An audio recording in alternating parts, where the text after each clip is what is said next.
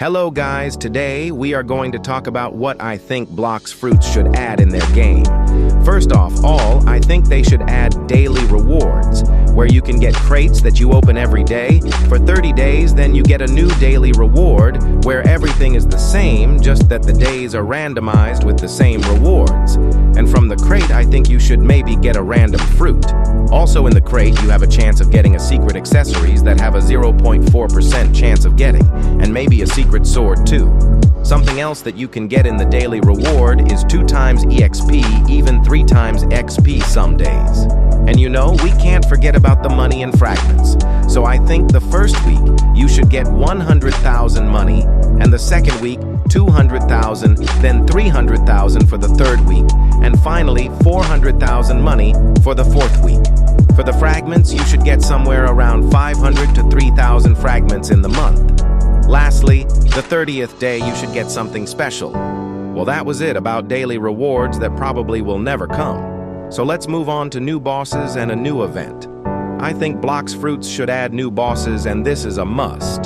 The strongest boss we have now is the Leviathan, and no one even does that anymore since they patched the glitch. When the glitch was around, that was the only time I had fun doing Leviathan hunt. So I think it will be pretty cool if they add like a dragon boss, since the dragon update just came out. Since we are already talking about updates, why not bring the Yeti in this?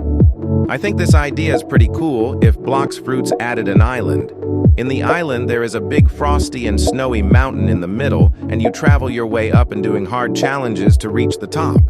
Once you talk with the Cold Collector NPC, he will ask you which challenge would you participate in, and that will be 1, 2, 3, 4, 5, 6, and locked. I will talk about locked later. Challenge 1 is to defeat some snow golems, snow wolves, and snow bears.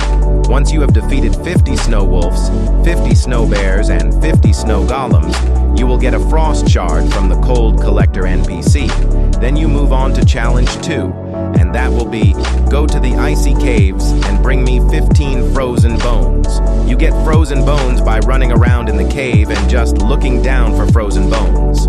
Once you have gotten the 15 frozen bones, head to the Cold Collector NPC, and he will give you the second frost shard.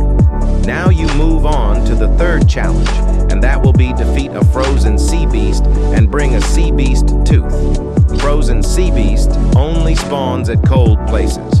When you have the sea beast tooth, that can only be obtained by killing a frozen sea beast, head back to Cold Collector NPC and trade your sea beast tooth for the frost shard. Now, challenge 4. Challenge 4, you have to find a lost item. This will be either a book, helmet, or shoe. Once you have found the item, go to Cold Collector NPC again, and you will receive the 4th frost shard. Now the 5th challenge will be come back once you have gotten the blizzard fruit. When you have the blizzard fruit, you trade it for the 5th frost shard. Finally, the 6th challenge is a little different. You have to defeat a mini-boss. This mini-boss spawns every hour, and it will be either a mammoth, a saber-toothed tiger, or a grizzly bear. Head back to Cold Collector NPC, and you will receive the 6th and final frost shard. So now the fun begins. Now head to another NPC called the Frosty Crafter. He will ask you what you want to craft. There will be 3 options. One that's a jacket accessory that will protect you from the blizzard, and the second one being a hand harpoon that you will 100% need. I will explain later how to craft them. The third option is Icy Compass. You're going to need this item if you want to find your way up the mountain. For this Icy Compass, you will need 6 frost shards and a compass. You can simply get a compass by killing any NPC on the island. Once you crafted the Icy Compass, you can only use it once to find your way up the mountains. Now that you have the compass, you can talk to the mountain climber NPC. He will ask you, are you ready to climb? By the way, for this event, you have to be maximum 2 players for this, and the level requirement is 2,500. You will get a total of 20 minutes to find your way to the top, or you have to restart at the bottom. And you have to have killed a Leviathan. So what I mean by this, you don't have to kill a Leviathan every time, as long as you have killed him before. So now you talk to the mountain climber NPC and start your journey up the mountain. On your way up, you have to fight many NPC, and watch out for blizzard storms every 2 minutes. you will get a notification 30 seconds before the storm that a strong blizzard storm is heading your way. Seek shelter fast. To seek shelter, just go inside a cave, since there will be many caves there. And be careful, maybe you will meet some Yetis on the way, or even a group of mountain bandits. Once you made your way to the top, you will see that there is a big Yeti boss, unable to move since it is tied up in chains. The Yeti only spawns once you have started the climbing challenge. At the top, there will also be a big stone wall, where in the middle, there is missing an icy compass. So just go close to the wall and hold E for 10 seconds, and the chains will be removed from the Yeti boss. And you can now fight him with your harpoon. And remember, once you die, you can't come back. You will respawn at the bottom. When you have killed the Yeti, you will get 1 million money. From the Yeti boss, you have a 2% chance of getting the Yeti blade and 50% of getting Yeti horns. You can get up to 5 Yeti horns. And you will also get the Yeti heart from killing the Yeti boss. Now back to the Frosty Crafter. The first item you can craft was the jacket. The jacket gives you 20% more visibility in the mountains and 25% damage reduction all attacks and 12.5% faster run on snow or ice. To craft this, you need 3 sea beast tooth, 25 leather, and a Yeti heart. The harpoon is a weapon needed for starting the climber's quest. You can craft it by getting 1 sea beast tooth and 10 leather.